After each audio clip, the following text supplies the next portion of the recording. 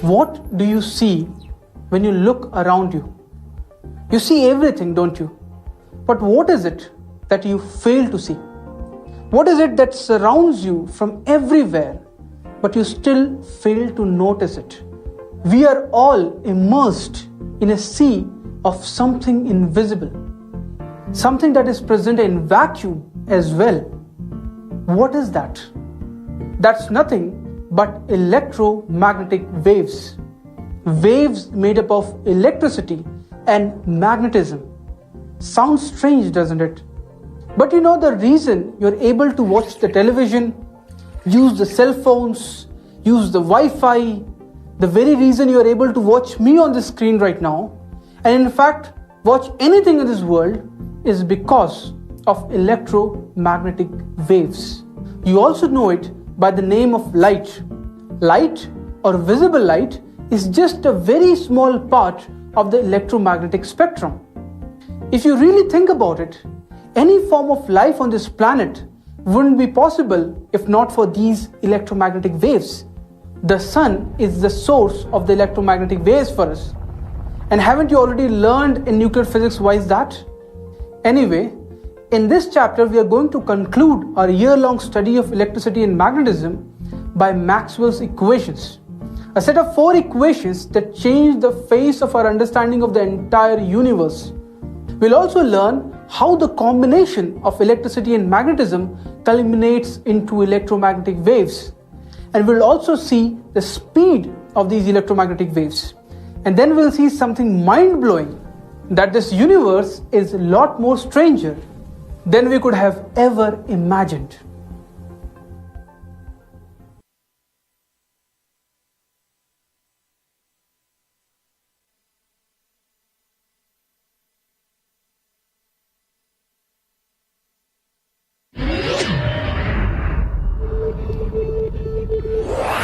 Let me tell you a story. Let's go back to 1800s. Now a lot is happening in the world. Okay, the Republican Party has just been formed in America, and all the enlightened Americans are fighting against slavery. In India, the Sepoy Mutiny has just broken up, and a lot of fight is going on there as well. In Europe, especially among the scientific community in Europe, there's a question which is bothering the greatest minds of today. Which is this? Now, using the telescopes which are available now, what we did was, we observed the planets, and we figured out that there is a planet, and we named it called Saturn. Now, this was a really strange planet, because this planet had a ring around it. A ring of what? Nobody knew. Could be anything. Okay.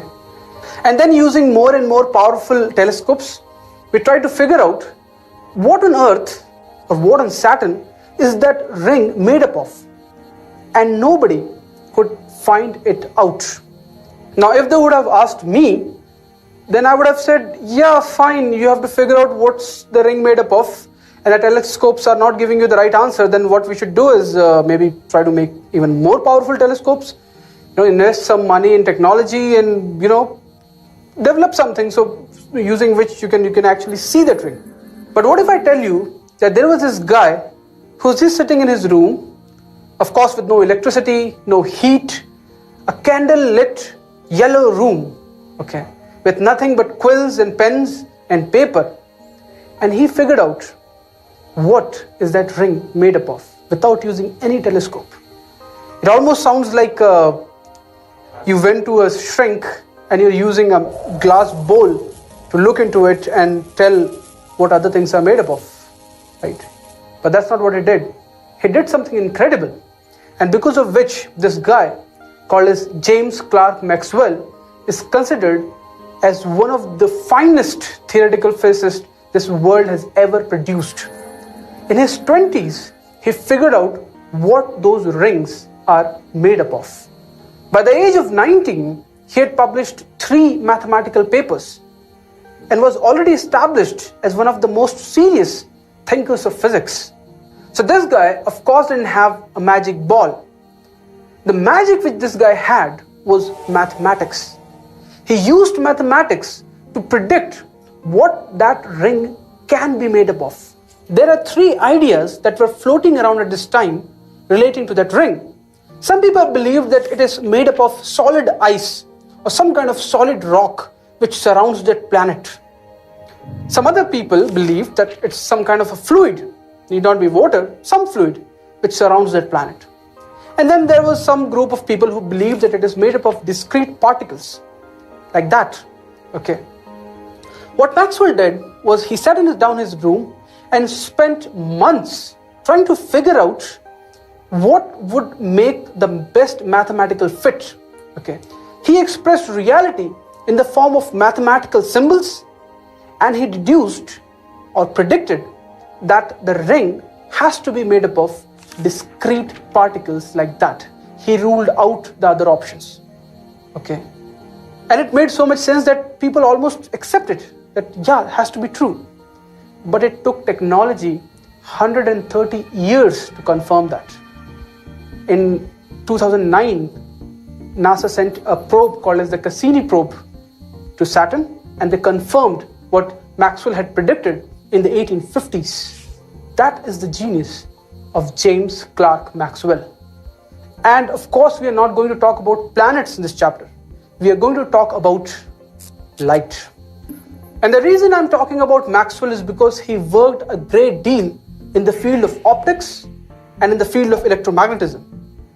And our knowledge of electromagnetism, which we are exploiting to our fullest extent, is like walking in the shadow of that man, James Clerk Maxwell.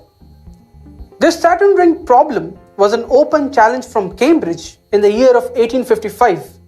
And in recognition of the works that Maxwell did, a division between the rings of Saturn is called as the Maxwell division. Now, what do we learn from this story? What is it that we have to take away? What we take away is that mathematics is magic.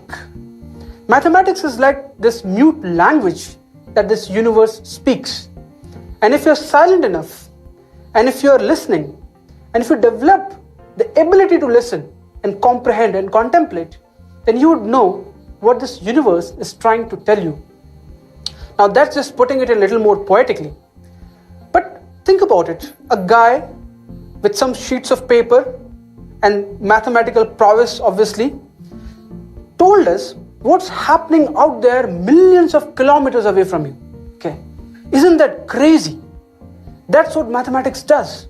You know what physics has been doing? Physics has been making observations. And once you make observations, people develop mathematics around it. The physicists, the mathematicians, they try to represent the physical quantities in terms of symbols and relations. And once you do that, you're really happy because now you understand that thing in real depth. But then you notice something. You notice that the mathematics is trying to speak to you. The mathematics is telling you that, you know what, there are more possibilities. Go that way. Go this way.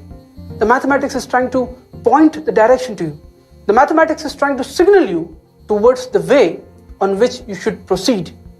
And that's what's have been happening, especially after Maxwell. People were crazy that something like this can happen, that we can rely on mathematics, that mathematics can give us a kind of intuition. By the way, I really want to talk about this word called intuition. What is intuition? Intuition is, I have experienced this world, okay, and I don't know something as a true fact, but I have a feeling for it, okay. For example, if you go to like some really old grandma or grandpa who's sitting in his chair, doesn't know anything about science, right, rolling his beads, and you ask him or her, what do you think Earth is? How do you think Earth is? What is the shape of Earth? If they would have heard from somebody in the old days, they would have said, Earth is just like flat. And you say, no, Earth is not flat. Then they would say, yes, Earth is flat. Because I keep on walking as if like I'm standing on some kind of a platform. It never turns. And they would give you all the reasons, okay, to convince you. They might give all the reasons to convince you that the Earth is actually flat. Now they have this intuition. From their point of view, their intuition is not wrong. But then you go to a voyager, a guy who explores the Earth, who goes on like this daring sea voyages, okay, tossing against these waves and all that, the things which we watch in movies and all, like Sindbad. And you ask this guy, what do you think? He would say, if he doesn't know it as a fact, I have an intuition that it is somewhat spherical. I'm not very sure. He also has an intuition, and this grandman or grandpa also had an intuition, but there's a difference in their intuition. One intuition was developed just like that. Just sit and you just contemplate. And the other intuition was developed because you went into that field and you explored. Okay, that kind of intuition is called as rational intuition. And rational intuition, my friend, is the most important thing in science. Okay. Now, when you do mathematics, when you get into the details of things, then this rational intuition comes to you. Because now you know that thing in much more detail. It speaks to you that you must be going in that particular direction. And many times scientists have gone and have explored that. And it has turned out that mathematics was right. For example, the Higgs boson. In 1963, this guy called Peter Higgs comes up with a theory saying that there must exist some kind of particles responsible for mass. Let's not go into the detail of that, called as some bosons. They were not called Higgs boson back then, but they must exist. How do you know they must exist? And he says, because mathematics is telling me.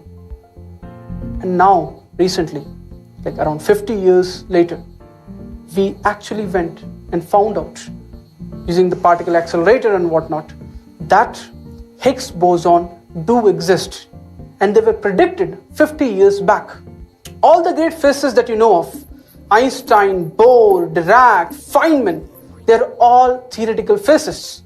Okay, they take an observation, develop the mathematics around it, and then they use their rational intuition that they have developed to predict new things. And then technology tries to catch up with them. Okay, and this guy Maxwell crowned that idea of theoretical physics or theoretical analysis on the top of science. Okay, theoretical physics is considered one of the toughest things to do in this world. And I think for that reason, theoretical physicists are really arrogant. Now, if you meet a theoretical physicist, you might find that he is a little rude because the job which he is doing is considered to be a really, really intellectually challenging one. Okay. If you watch Big Bang Theory, the character of Sheldon Cooper is inspired from a theoretical physicist. In fact, he is a theoretical physicist in the series, right? So that's what is the crowning of theoretical physics, okay, where you develop